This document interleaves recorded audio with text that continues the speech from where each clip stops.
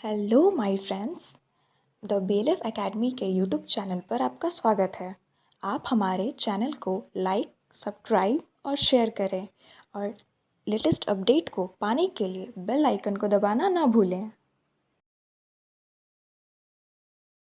Welcome to the BLF academy. मैं am Gopal Rajput, Patna Bhikhna Pahari से आज आपके साथ फिर आर्टिकल्स के उस पार्ट पे आया हूं जिस पार्ट में आपको बहुत ज्यादा कंफ्यूजन होती है। कैसे उस पार्ट को, कैसे उस सेक्शन को समझा जाए। और उस सेक्शन का जो नाम है ना, उस सेक्शन का नाम है नो यूज ऑफ एम। कई बार बच्चे बोलते हैं कि सर समझ में नहीं आता है। आपको बिल्कुल समझ में आएगा। एक अच्छी लाइन है जो मैं आपको इंस्टीट्यूशन के बारे में बताऊंगा कि इंस्टीट्यूशन क्या आपके लिए कर रहा है। तो वो अच्छी लाइन है कि हर उदास चेहरे को रास्ता दिखाना है, हर उदास चेहरे को रास्ता दिखाना है, अंधेरों में भी उजाला लाना है। तेज बच्चों को तो हर कोई पढ़ाता है, तेज बच्चों को तो हर कोई पढ़ाता है, हमें हर साधारण से साधारण छात्र को पढ़ा करके आर्टिकल सिखाना है। ये हमारा विजन है। हम अपने विजन के तहत काम कर रहे हैं और मुझे लगता है आपका ये कोऑपरेशन मुझे आजीवन मिलेगा। और यही वह रीजन है कि मैं आज आपके साथ ऑनलाइन क्लासेस के माध्यम से खड़ा हूं और इस लॉकडाउन में भी मैं आपको सपोर्ट कर पा रहा हूं। अब मैं आता हूं कि नो यूज ऑफ एन। सबसे पहले एन का इस्तेमाल कहां कहां नहीं करते हैं, तो एक बार मैं पहले मौखिक बता देता हूं, उसके बाद मैं उसको रिटन वे में बताऊंगा। सबसे पहली चीज, एन का इस्तेमाल जो है, एन का इस्तेमाल किसी प्रॉपर नाउन के पहले नहीं करते हैं। अब ये प्रॉपर नाउन क्या होता है? तो किसी भी व्यक्ति का नाम है, कोई भी व्यक्ति है जिसका नाम है, ये प्रॉपर नाउन है। किसी प्रॉपर नाउन के पहले एन का इस्तेमाल नहीं करेंगे। जैसे बोलेंगे, आप कहते हैं ए राम इज कमिंग, तो ए राम इज कमिंग, यहां पे आपने कहा ए राम इज कमिंग, एक राम आ रहा है, ये सेंटेंस हमारा गलत हो जाएगा। इसी तरह से हमारा किसी अनकाउंटेबल नाउन के पहले जो है, अनकाउंटेबल नाउन के पहले भी आर्टिकल का प्रयोग नहीं होता है। जैसे आप ए वाटर नहीं कहेंगे, ए वाटर गलत हो जाएगा, वाटर कहेंगे वाटर सही हो जाएगा। इस तरह से किसी प्लूरल नाउन के पहले आर्टिकल का प्रयोग नहीं करेंगे। अब ये प्लूरल नाउन क्या होता है? तो जैसे कहते हैं बुक्स, ए बुक्स कहेंगे गलत हो जाएगा। Books are important for everybody, किताबें सभी के लिए महत्वपूर्ण है। ए बुक्स आर कहेंगे तो ये गलत हो जाएगा। इस तरह से और भी एग्जांपल्स हैं, मैं बोर्ड के माध्यम से आपके साथ आता हूं ताकि आप उसको बखूबी अच्छे से समझ पाए। तो सबसे पहला जो पॉइंट है हमारा, सबसे पहला पॉइंट, यह जो पॉइंट है, किसी प्रॉपर नाउन के पहले नहीं आता है, किसी प्रॉपर नाउन के पहले। अब प्रॉपर नाउन के पहले नहीं आता कैसे? जैसे लिखते हैं, take an example, a Ram is, और उसके बाद हम लिखते हैं कमिंग। ये जो सेंटेंस है ये बिल्कुल गलत हो जाएगा क्योंकि यहां पे ए लगा हुआ है। ए लगने की स्थिति में गलत होगा। जो सही सेंटेंस होगा ना, वो सेंटेंस होगा राम इज कमिंग, राम आ रहा है। यानी सबसे पहला कहते हैं कि किसी प्रॉपर नाउन के पहले नहीं आता है। कौन? एन का प्रयोग किसी प्रॉपर नाउन से पहले नहीं करते हैं। दूसरा जो हमारा पॉइंट होता है, किसी प्लूरल, प्लूरल नाउन का मतलब होता है बहुवचन। प्लूरल नाउन के पहले ए ऑब्लिक एन का प्रयोग नहीं करते हैं।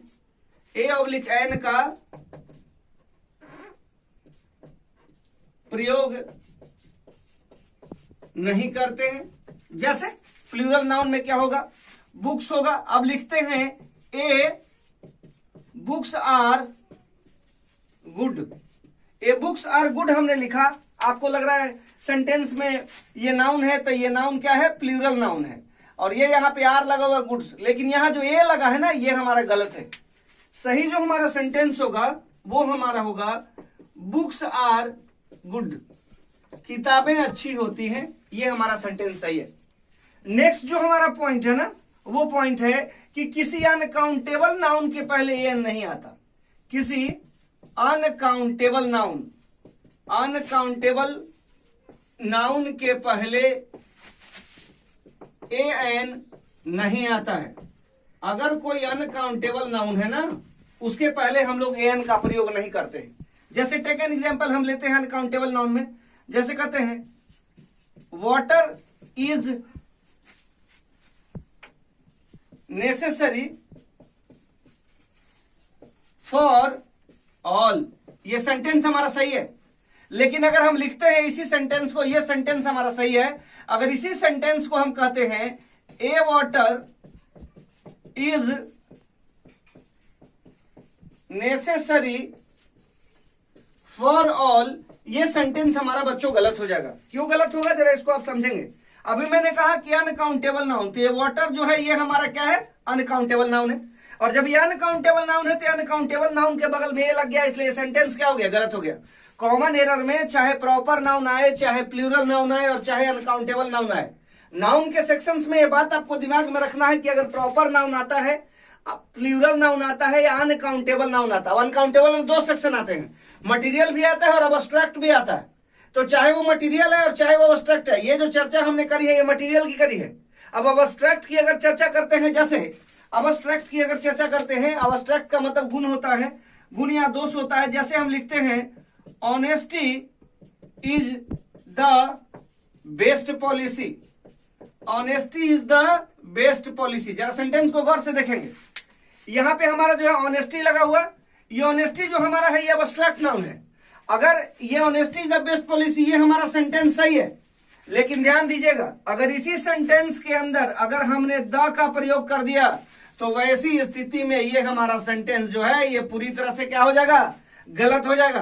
तो यानी अनकाउंटेबल नाउन के दो सेक्शन, एक आपका मटेरियल और दूसरा आपका अब्स्ट्रैक्ट। चाहे मटेरियल आए और चाहे अब्स्ट्रैक्ट आए, किसी भी हालत में हम इसके साथ आर्टिकल का प्रयोग नहीं करेंगे। अब यहां पे जैसे ए भी अगर लगाते हैं तो ए की स्थिति में भी गलत होगा, एन की स्थिति में भी गलत होगा, द की स्थिति में भी गलत होगा, क्योंकि ये हमारा क्या है, ये हमारा अनकाउंटेबल नाउन है, चाहे वाटर हो और चाहे ऑनेस्टी हो। यानी अनकाउंटेबल नाउन के केस में एन का प्रयोग नहीं होता है। अब देखिए एक बहुत अच्छा रूल है, जिस रूल को आप लोग पहले से भी पढ़ते आ रहे हैं।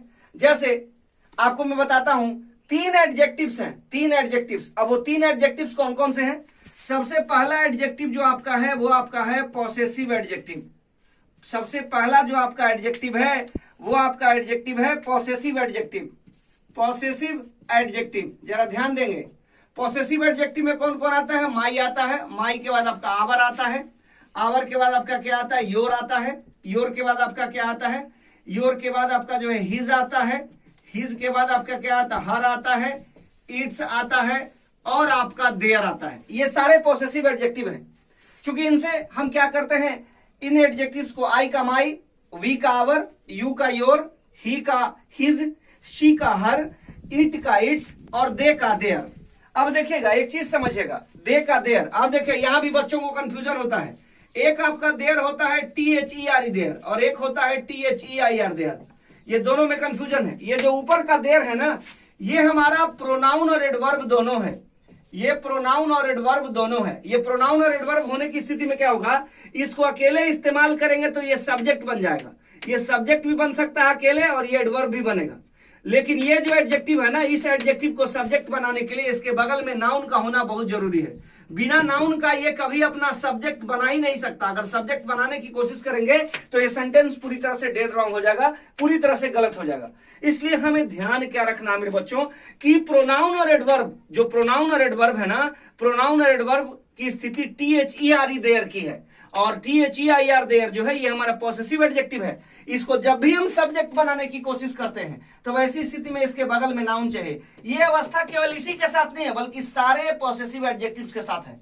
अगर किसी भी पॉसेसिव एडजेक्टिव्स को हम सब्जेक्ट बनाने की कोशिश करते हैं वैसी स्थिति में हमें इनके साथ नाउन देना होगा। बिना नाउन का ये कभी सब्जेक्ट बन ही नहीं सकते हैं। अभी हमारी चर्चा इसी को लेकर है कि पहला हमारा पॉसेसिव एडजेक्टिव हो गया, पहला।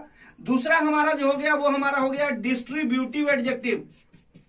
डिस्ट्रीब्यूटिव एडजेक्टिव, अब देखिए डिस्ट्रीब्यूटिव एडजेक्टिव में कौन कौन आता है, ईच आता है, एवरी आता है, आइदर आता है और आपका नाइदर आता है। ईच, एवरी, आइदर और नाइदर। जरा से इसको देखेंगे। ईच का प्रयोग, ईच जो है ईच का प्रयोग दो या दो से अधिक के लिए, ईच का प्रयोग दो या दो से अधिक के लिए। एवरी का प्रयोग हमेशा दो से अधिक के लिए, एवरी जब भी आएगा ना हमेशा दो से अधिक के लिए। आइदर दो में से कोई एक के लिए आता है और नाइदर दो में से कोई नहीं के लिए आता है। एक बार फिर मैं समझा रहा हूं, जरा इसको समझेंगे। ईच का प्रयोग जो है आपका दो या दो से अधिक के लिए, ईच जहां भी आएगा दो या दो से अधिक के लिए आएगा। एवरी जहां आएगा वो हमेशा दो से अधिक के लिए आएगा और आइदर जो आएगा वो दो में से कोई एक के लिए आएगा और नाइदर दो में से कोई नहीं के लिए आएगा। यानी चाहे पॉसेसिव एडजेक्टिव हो चाहे डिस्ट्रीब्यूटिव एडजेक्टिव हो। और लास्ट वन जो बचा ये हमारा बचा demonstrative adjective. Demonstrative adjective. Demonstrative adjective में कौन कौन आता है? दिस आता है, दिस के बाद दैट आता है, उसके बाद आपका दीज आता है, दोज आता है, और भी डेमोन्स्ट्रेटिव एडजेक्टिव्स हैं। इन सारे डेमोन्स्ट्रेटिव एडजेक्टिव के बाद आने वाले नाउन, यानी चाहे वो पॉसेसिव एडजेक्टिव हो, चाहे वो डिस्ट्रीब्यूटिव एडजेक्टिव हो, और चाहे वो डेमोन्स्ट्रेटिव एडजेक्टिव हो, इनके बाद आने वाले किसी भी नाउन से पहले आर्टिकल का प्रयोग नहीं करते हैं। अगर आप आर्टिकल का प्रयोग करते हैं तो वह पूरी तरह से क्या हो जाता है? गलत हो जाता है। तो ये बात ध्यान में रखना है कि possessive adjectives my, our, your, his, her, its, their, या distributive adjective each, every, either, neither, या demonstrative adjective this, that, these, those, such, the same, ये सब जो वर्ड्स आते हैं ना, इनके बाद आने वाले नाउन से पहले हम आर्टिकल का प्रयोग नहीं करते हैं। वो हमारा क्या हो जाता है? गलत हो जाता है। अभी हम लोग इसको एग्जाम्पल के माध्यम से फिर करेंगे कि कैसे एग्जाम्पल्स के माध्यम से इनको गलत करेंगे और सही करेंगे। और जहां तक एरर की बात है तो इससे ज्यादा एरर आते हैं, क्योंकि ये थोड़ा टेक्निकल वर्ड्स हैं। इन वर्ड्स को बारीकी से हमें समझना होगा। जब हम इसको बारीकी से समझेंगे तो वो टाइम दूर नहीं जब हम इसको अच्छी तरह से कर लेंगे। तो यहाँ ये टेक्निकल वर्ड्स हैं, इन टेक्निकल वर्ड्स को समझना है। थोड़ा सा आप लोग इसको तब तक जो है नोट करेंगे। नोट करिए, आप नोट करते हैं, उसके बाद फिर मैं आगे की जो है एग्जाम्पल्स पे काम करता हूं। पहले आप इसको नोट करिए अच्छे से। अभी आप लोगों ने नोट करा आप लोगों ने। अब देखिए इसके आगे मैं आपको बताता हूं कि कैसे लगता है। अभी मैंने कहा कि पॉसेसिव एडजेक्टिव हो, डेमोन्स्ट्रेटिव एडजेक्टिव हो, डिस्ट्रीब्यूटिव एडजेक्टिव हो, इनमें से किसी के पहले नहीं लगाते हैं। तो एक एग्जाम्पल हम लोग लेते हैं सबसे पहले पॉसेसिव एडजेक्टिव का। तो अगर हम लोग पॉसेसिव एडजेक्टिव का एग्जाम्पल लेते हैं, पॉसेसिव एडजेक्टिव का एग्जाम्पल लेते हैं, हमारा पॉसेसिव एडजेक्टिव है।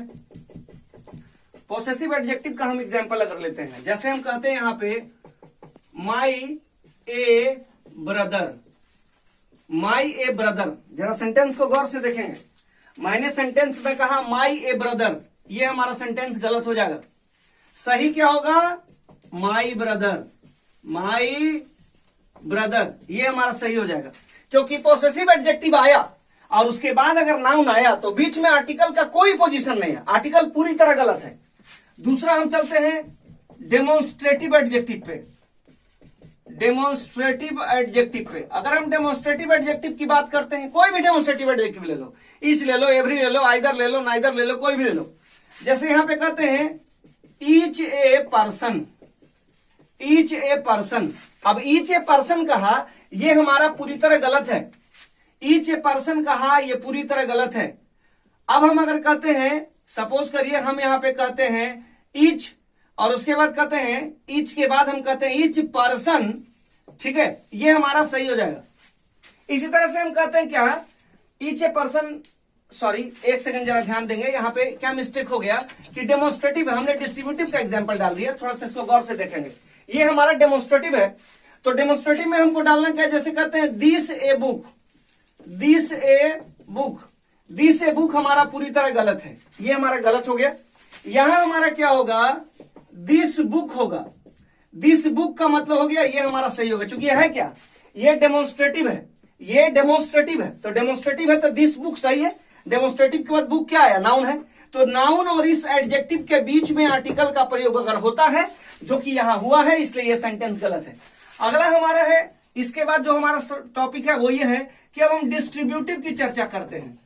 डिस्ट्रीब्यूटिव एडजेक्टिव की चर्चा करते हैं। डिस्ट्रीब्यूटिव एडजेक्टिव, ये डिस्ट्रीब्यूटिव एडजेक्टिव अभी मैंने उसी का एग्जांपल ऊपर में डाला था, जो एग्जांपल तो सही था बट इस नाम के हिसाब से वो गलत था। यहां पे हम आकर के करते हैं, जैसे करते हैं ईच बुक, प्रत्येक किताब, ये सही है हमारा। लेकिन अगर हम कहते हैं each a book, each a book, ये सेंटेंस हमारा पूरी तरह गलत है, क्योंकि इसके बीच में आर्टिकल घुस गया। अगला जो पॉइंट है, अगर कोई अकेला एडजेक्टिव आता है, कोई भी अगर अकेला एडजेक्टिव आता है, अकेले एडजेक्टिव से पहले ए एन का प्रयोग नहीं होता। मैंने कहा नेक्स्ट पॉइंट में कि अगर अकेले एडजेक्टिव आता है, अकेले क्या आता है, एडजेक्टिव आता है, तो अकेले एडजेक्टिव के पहले ए ऑब्लिक एन का प्रयोग नहीं करते हैं। ए ऑब्लिक एन का प्रयोग नहीं करते हैं, जरा गौर फरमाइएगा, नहीं करते हैं। कैसे, जैसे हम लिखते हैं यू आर एन, और उसके बाद हम लोग लिखते हैं honest, you are an honest, ये सेंटेंस हमारा गलत है बच्चों, क्योंकि ऑनेस्ट हमारा क्या है, वो हमारा एडजेक्टिव है। ऑनेस्ट हमारा क्या है, एडजेक्टिव है। तो जब एडजेक्टिव है तो इसके पहले आर्टिकल लगेगा, नहीं लगेगा, गलत हो गया। या तो इसको सही करने के दो तरीके हो सकते हैं।